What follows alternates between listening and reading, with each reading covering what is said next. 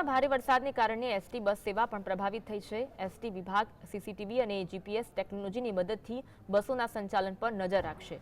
પ્રદેશમાં ST bus સેવાના 14,512 route છે, જે પૈકી 1100 રૂટ વરસાદ સંબંધિત ઘટનાઓના કારણે બંધ છે, જ્યારે રાજ્યમાં 40,515 ટ્રીપ પૈકી 4,029 ટ્રીપ બંધ છે।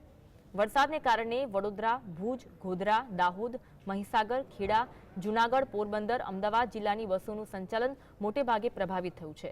બંધ થયેલા રૂટ પર વરસાદી પાણીના નિકાલ બાદ બસ સેવા ફરી શરૂ કરવામાં આવશે।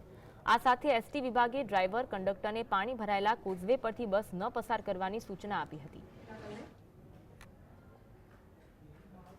વડોદરા વિભાગના વડોદરા ડેપો અને પાદરા ડેપો તેમજ નડિયાદ વિભાગના ખેડા ડેપો ઉપર વધારે પડતી અસરો છે, કેમ કે ત્યાં પાણી ભરાયેલું હોવાને કારણે જેને કાર્યરત કરતાં થોડી મુશ્કેલી અનુભવી રહ્યા છે।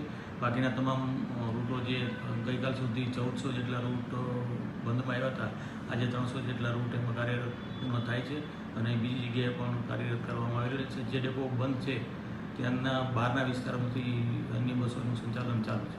મોટા પ્રમાણમાં વરસાદ હોવા છતાં એક પણ અનિચ્છનીય બનાવ બનેલ નથી કે કોઈ જાનહાની પણ થવા પામેલ નથી।